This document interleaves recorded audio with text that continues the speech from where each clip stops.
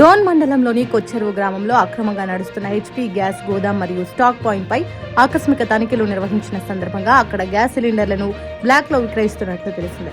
ఈ విషయాన్ని తెలుసుకున్న వెంటనే డోన్ శాసనసభ్యులు గౌరవనీయులు శ్రీ కోట్ల జయసూర్య ప్రకాష్ రెడ్డి సంబంధిత అధికారులకు ఫోన్ ద్వారా వెంటనే ఫిర్యాదు చేసి చర్యలు తీసుకోవాలని, అక్రమ గోదాంను సీజ్ చేయాలని ఆదేశించారు.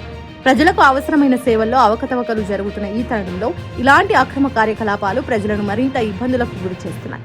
ప్రజల సమస్యలను అత్యంత ప్రాముఖ్యతతో పరిగణిస్తూ తక్షణమే వ్యవహరించిన ఎమ్మెల్యేకు గ్రామ ప్రజలు కృతజ్ఞతలు తెలిపారు.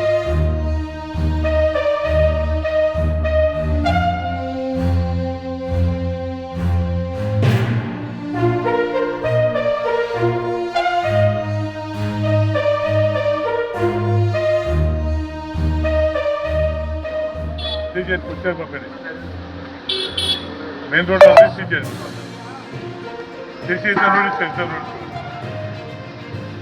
గ్యాస్ అయిపోతే బ్యాక్ తీసుకున్నారు, బ్యాక్ చేస్తున్నారు మంచి పంపండి.